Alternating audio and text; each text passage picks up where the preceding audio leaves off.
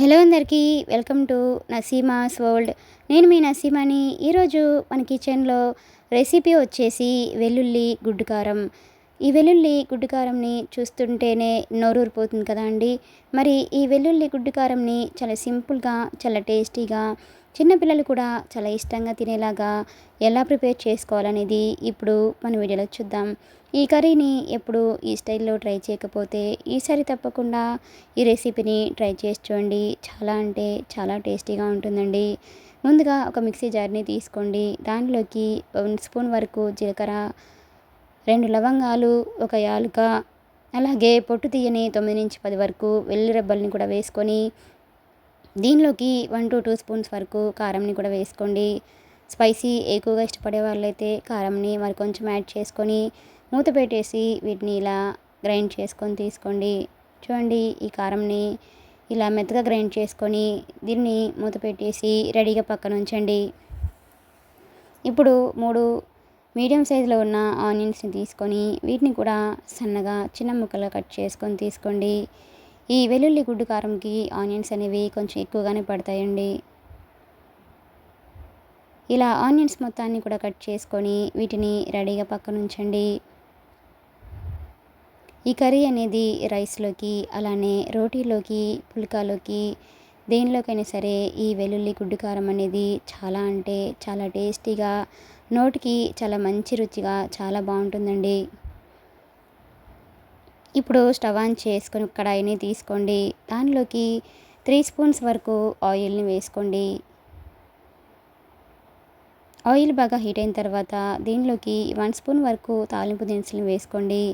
అలాగే పావు tea spoon వరకు జీలకర్ర వేసుకోండి. ఆల్రెడీ జీలకర్ర అనేది మనం మిక్సీలో వేసుకున్నాం కాబట్టి ఇక్కడ జీలకర్ర అనేది కొంచెం తక్కువగా వేసుకుంటే సరిపోతుందండి. ఇప్పుడు దీనిలోకి మనం ముందుగా కట్ చేసి ఉంచుకున్న ఆనియన్స్ని, అలానే 2 పచ్చిమిర్చిని కూడా సన్నగా పొడవు కట్ చేసుకొని వేసుకోండి. ఇప్పుడు వీటిని ఆయిల్లో బాగా ఫ్రై చేయండి.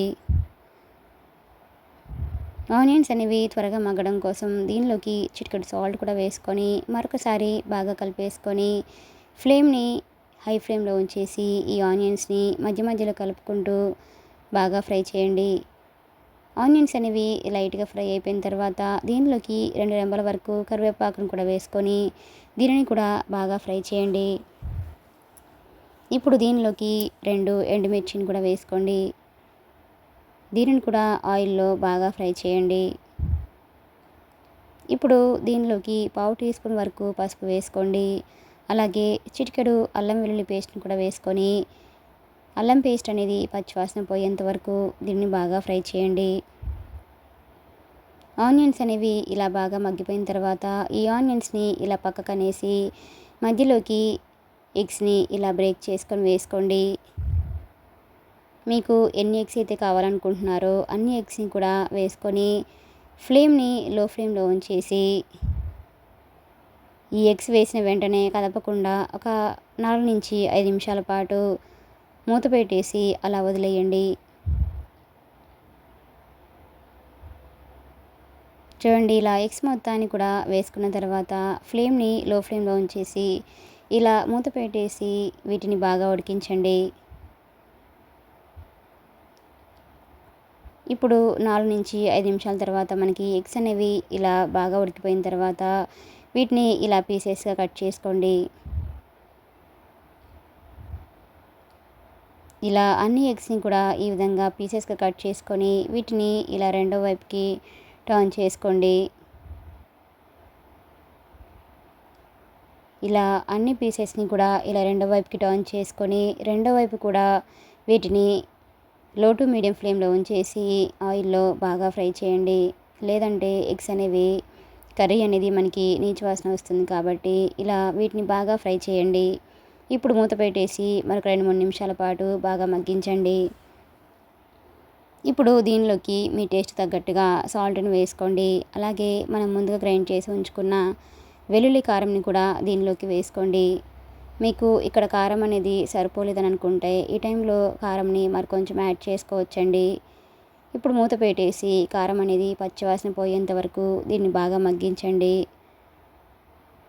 చూడండి కారం అనేది ఇలా పచ్చివాసన పోయి ఆయిల్ ఎప్పుడైతే పైకి ఇలా తేలుతుందో అప్పుడు దీనిలోకి 1/2 టీ స్పూన్ వరకు ధనియాల పొడి కూడా వేసుకొని చివరగా సన్నగా కట్ చేసి ఉంచుకున్న కొత్తిమీర కూడా వేసుకొని మరొకసారి బాగా కలిపేసుకొని స్టవ్ ఆఫ్ చేసుకోండి. అంతేనండి, ఎంతో టేస్టీగా ఎంతో ఈజీగా ఉండే వెల్లుల్లి గుడ్డు కారం అనేది మనకి రెడీ అయిపోయినట్లే.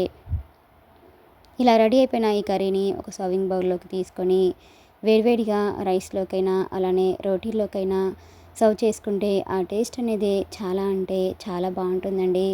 మీకు కూడా ఈ రెసిపీ కనుక నచ్చినట్లయితే ఒక లైక్ చేయండి. అలానే లైక్ చేయడం మాత్రం మర్చిపోకండి. Please subscribe my channel, like, share and comment. మరిన్ని మంచి మంచి రెసిపీస్ కోసం మన నరసింహాస్ వరల్డ్ ఛానల్ని సబ్స్క్రైబ్ చేసుకోండి. అలానే మీ అందరి సపోర్ట్ తోటి ముందుకెళ్ళాలనుకుంటున్నానండి. Please support me. Thanks for watching.